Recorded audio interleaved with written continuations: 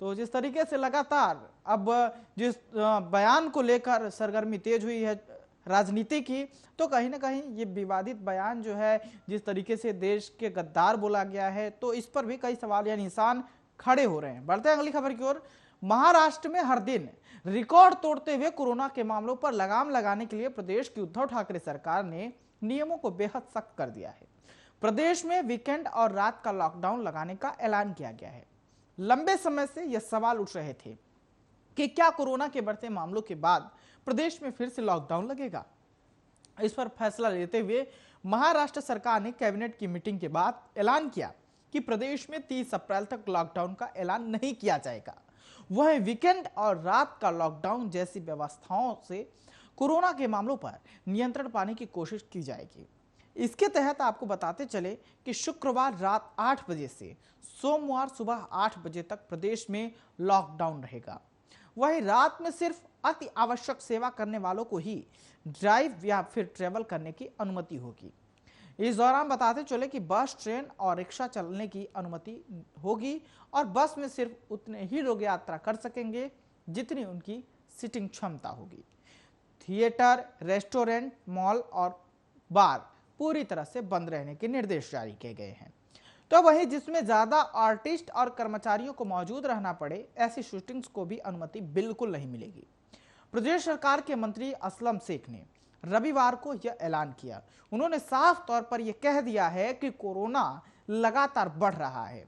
असलम शेख ने यह कहा है कि जिस तरीके से लगातार कोरोना का प्रकोप बढ़ रहा है, इसको लेकर सरकार भी चिंतित है और जिस तरीके से लोग लापरवाही कर रहे हैं, कहीं ना कहीं ये उनके लिए घातक साबित होगा। आपको बताते चले कि महाराष्ट्र की अगर बात करें तो महाराष्ट्र में कोरोना के आंकड़े लगातार बढ़ रहे हैं और ये आंकड़े जो हैं सबसे ज्यादा अगर बात करें तो महाराष्ट्र से ही ये आंकड़े सामने आ रहे हैं और जो आंकड़े सामने आ रहे हैं वो लगातार डरावने आंकड़े हैं और इस आंकड़े से लोग डर रहे हैं क्योंकि ज्यादातर जो सबसे ज्यादा अगर केस की बात करें तो वो महाराष्ट्र से ही सामने आ रहा है। इसको देखते हुए कैबिनेट की एक बैठक की गई। महाराष्ट्र सरकार ने ये कैबिनेट की बैठक बुलाई थी जिसमें उन्होंने अपने जो बड़े नेता थे उन लोगों से बैठ के बातचीत की। इसके बाद ये फैसला लिया गया है कि लॉकडाउन लगाया जाएगा कि नहीं लगाया जाएगा। लेकिन आपको बता दें कि लॉकडाउन अगर लगता है तो काफ़ी दिक्कतें होंगी। इसको देखते हुए सरकार को भी सोचना पड़ रहा है। तो सरकार का साफ तौर पर यह कहना है कि कोरोना को देखते हुए जो कोविड के गाइडलाइन दिए गए हैं उसका पालन करिए और अगर पालन नहीं करते तो मजबूरी बस लॉकडाउन लगाना पड़ेगा। और 30 अप्रैल तक जो लॉकडाउन लगाया गया है, लेकिन अगर बात करें वीकेंड और रात की तो लॉकडाउन जैसी व्यवस्थाओं से कोरोना के मामलों पर नियंत्रण पाने की कोशिश की जाएगी। साफ तौर पर सरकार ये कह रही है कि जो वीकेंड लॉकडाउन है जिसमें जैसे कि मान लीजिए अगर रात में अगर लॉकडाउन लगाया जा रहा है तो इससे कहीं ना कहीं भारी संख्या में लोग जाते हैं, चाहे वो बस में सफ़र कर रहे हो चाहे वो ट्रेन में सफ़र कर रहे हो, कहीं ना कहीं दिक्कतें हर जगह होती है। चाहे वो बार में लोग बैठते हों तो एक दूसरे से ये कोरोना वायरस ऐसा है कि एक दूसरे से ही फैलता है। इसको देखते हुए सरकार की चिंता जिस तरीके से बढ़ रही है वो साफ तौर पर नज़र आ रही है। आपको बता दें कि कोरोना पर काबू पाने के लिए लगातार सरकार जो है वो तत्पर है और लगाम लगाने के लिए ठाकरे सरकार ने नियम जो है कोरोना गाइडलाइंस उससे सख्त कर दिए गए हैं। लेकिन इसी बीच कुछ तस्वीरें ऐसे भी सामने आती है जहां पर कोरोना गाइडलाइंस की धज्जियां उड़ाई जाती हैं।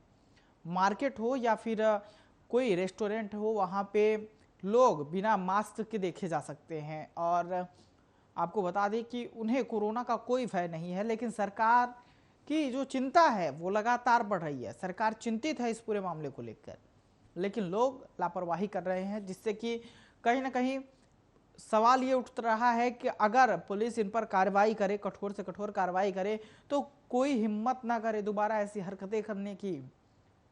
और जो डरावने आंकड़े सामने आ रहे हैं, कैबिनेट मीटिंग में जो बैठक की गई, जो जानकारी सामने आई, तो वो कहीं ना कहीं डरावने वाले हैं। लेकिन आपको बता दें कि 30 अप्रैल तक, हालांकि सरकार का ये कहना है कि अभी तक हमारा कोई मंशा नहीं है कि हम लॉकडाउन लगाएं, लेकिन अगर लॉकडाउन लगाते हैं तो काफ़ी हमारा नुकसान होगा।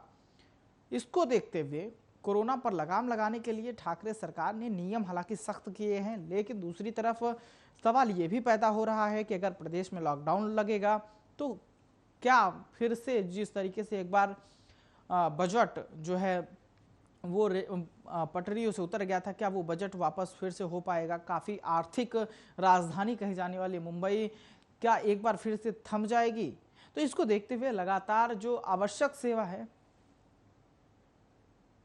आवश्यक सेवा करने वाले लोग हैं, उन्हें तो ट्रेवल करने की अनुमति दी गई है। तो आपको बताते चले कि हमारे साथ संजय द्विवेदी जी जुड़ चुके हैं, शिवसेना के प्रवक्ता हैं। सर, आपका बहुत बहुत स्वागत है आर्या न्यूज पर। धन्यवाद। जय श्री राम। जिस तरीके से लगातार कोरोना का कहर बढ़ रहा है तो कहीं ना कहीं चिंता का विषय है, सरकार क्या कर रही है? देखिए, सबसे पहले मैं नक्सली हमले में हमारे जो 22 जवान शहीद हुए हैं उनको मैं श्रद्धांजलि देता हूं, परिवार की तरफ संवेदनाएं व्यक्त करता हूं। जो बात आते हैं कि पूरे देश में, उत्तर प्रदेश हो, मध्य प्रदेश हो, गुजरात हो, दिल्ली हो, महाराष्ट्र हो, सब जगह कोरोना का जो संकट है, जो दूसरी लहर आ चुकी है। लेकिन मैं ये देख रहा हूँ कि 5 राज्यों में जहाँ चुनाव चल रहे हैं, जहाँ प्रधानमंत्री जी, गृह मंत्री जी, बीजेपी के बड़े बड़े नेता, पूरा मंत्रिमंडल भाषाबाजी कर रहा है, वहाँ कोरोना का अभी कोई भी गाइडलाइन का पालन नहीं किया जा रहा है। तो ये दुर्भाग्य की बात है, दुख की बात है कि इस तरह से देश में इस तरह की होना यह अचंभित करने वाला होता है जब पूरा देश कोरोना महामारी में जूझ रहा है। सर, वहाँ पे सरकार तो आप ही की है, सरकार आपकी है, फिर कोरोना पे क्यों लगाम नहीं लगाया जा सकता? मैं महाराष्ट्र भी आ रहा हूँ, महाराष्ट्र भी मैं आ रहा हूँ। मैं पूरे देश की बात कर रहा था, आपने मेरी बात नहीं सुनी। 5 राज्यों में जहाँ चुनाव हुआ है वहाँ माननीय प्रधानमंत्री भाषण दे रहे हैं। सर, हम सिर्फ महाराष्ट्र की बात कर रहे हैं। सर, हम सिर्फ महाराष्ट्र की बात कर रहे हैं। हमें सबकी बात करनी पड़ेगी। हम एक जगह लेके थोड़ा ना बैठेंगे। हम आप अपनी बात करना चाहेंगे ना। ज्यादा तो मामले महाराष्ट्र से ही सामने आ रहे हैं। आपकी बात का भी सवाल का जवाब देंगे, लेकिन पहले हमें सब पूरी बात करनी पड़ेगी ना जी। ये नहीं कि हम एक महाराष्ट्र से लेके बैठ जाए। महाराष्ट्र की अकेली महाराष्ट्र थोड़ा पैदा कर दिया करो ना। इसी बीच हमारे साथ अध्यक्ष आईएमए के शरद अग्रवाल जुड़ चुके हैं। शरद जी, बहुत बहुत स्वागत है आपका भी। हेलो जी शरद जी, बहुत बहुत स्वागत है आर्या न्यूज पे आपका। जी, थैंक यू। जिस तरीके से एक बार फिर से कोरोना का रफ्तार बढ़ा है, कोरोना ने एक बार फिर से रफ्तार पकड़ा है, तो किस तरीके से इसे देखा जाए? ये कोरोना का जो सेकंड ये वेव है, ये डेफिनेटली डराने वाला है। और इसमें मैं ये नहीं समझता कि केवल सरकार को ही इसमें हम कटघरे में डाल सकते हैं। इसमें एक सिविलियन होने के नाते हम सभी देशवासियों की भी कुछ जिम्मेदारी है जी। सरकार का काम है, हमें सरकार जो है अपना अवेयरनेस प्रोग्राम लगातार चला रही है, चाहे वो सेंट्रल गवर्नमेंट है चाहे स्टेट गवर्नमेंट्स हैं। बट डेफिनेटली ये हम एक आम आदमी, एक आम नागरिक का भी एक ये दायित्व बनता है कि उन गाइडलाइन को फॉलो करें। क्योंकि कोरोना को कोई ऐसी चीज नहीं है, कोई एक मशीनरी, कोई मीडिया या कोई केवल मेडिकल हेल्थ केयर वर्कर या फिर हमारे फ्रंट लाइन वर्कर केवल वो ही काम करेंगे तभी कोरोना थमेगा। ये एक इन्फेक्टिव डिसीज है, कम्युनिकेबल डिसीज है, जो कि आपको एक दूसरे से लगातार फैलती जा रही है। अगर इसमें हम लोग, आप देखिए किस तरह से पिछले 6-8 महीने में जब से हमारे जनवरी से केसेस के नंबर कम हुए, लग रहा है कि कोरोना खत्म हो गया जी, लेकिन एक बार फिर से बढ़ गया। चाहे वो होली हो या चाहे कोई भी फंक्शन हो, सारी स्टेट्स में बीच में शादी समारोह सब में अटेंडेंस की वो सारे सिनेमा हॉल, सारे स्कूल, सारे एग्जाम करा दिए गए जी।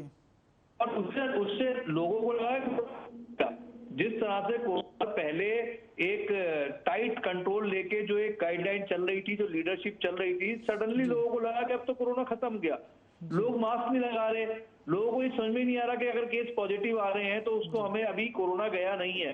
तो जब तक ये हमारी जो अवेयरनेस है और जब तक पब्लिक का सपोर्ट नहीं मिलेगा तब तक ये नहीं होगा। और मुझे लगता है कि जितने भी हमारे जो इस तरह के शहर हैं, मुंबई जैसे या फिर आपका दिल्ली हुआ, जहाँ इंटरनेशनल कनेक्टिविटी बहुत ज्यादा है, वहां पे इंटरनेशनल आवाजाही बहुत ज्यादा है, उस जगह पे हमें कंट्रोल थोड़ा प्रोएक्टिव सरकार की तरफ से होना चाहिए था। सरकार को ये चीज के थोड़े प्रोएक्टिव कदम लेने चाहिए थे कि जो भी आ रहे हैं बाहर से लोग। डॉक्टर शरद अग्रवाल जी, आपके पास दोबारा आएंगे। जिस तरीके से मैं आपसे पूछना चाह रहा हूँ, आप शिवसेना के प्रमुख हैं संजय त्रिवेदी जी। संजय जी, अगर सरकार सतर्क होती तो जो एयरपोर्ट पे है उस पे भी सुरक्षा व्यवस्था बढ़ा दी जाती तो शायद कोरोना फैलने से रुक जाता। एयरपोर्ट किसके अधीन है? सेंट्रल गवर्नमेंट का अधीन है। तो आप महाराष्ट्र सरकार की बात कैसे कर सकते हैं? धरावी में इतना जबरदस्त कोरोना का प्रकोप आया था, WHO ने प्रशंसा की और वहां पे खत्म किया गया। महाराष्ट्र में पूरा खत्म हो गया था, लेकिन थोड़ी लापरवाही हमारी हुई कि सब मेट्रो खोल दिया जाए, मंदिर मस्जिद खोल दी जाए, तो सब आवागमन फ्री कर दिया जाए। ये तो हमारे विपक्ष की मांग कर रहा था। हम भारतीय जनता पार्टी के नेताओं ने मांग की थी कि मेट्रो खोल दिया जाए और हमारे मंदिर मस्जिद सब खोल दिए जाए, तो सरकार ने खोल के देखा। तो ये चूंकि लापरवाही हुई है। आज जरूरी है मास्क लगाना, 1 मीटर की दूरी रखना, प्रॉपर हाथ धोना। अगर ये हम करते रहेंगे और जो 1 मीटर की दूरी निरंतर बराबर अगर चलती रहेगी तो कोरोना महामारी नहीं फैल सकती। जो लापरवाही, तमाम जानकारी के लिए आपने कीमती वक्त दिया, इसके लिए आप लोगों का बहुत बहुत शुक्रिया। तो हालांकि जिस तरीके से कोरोना बढ़ रहा है, सरकार इसकी बात की चिंता है और सरकार ने कहा है कि जल्द ही इस पर कठोर से कठोर जो इस नियम का पालन नहीं करेगा उसके ऊपर कार्रवाई की जाएगी। इस वक्त की खबरों में फिलहाल इतना ही। देश दुनिया की तमाम खबरों के लिए देखते रहिए आर्या न्यूज।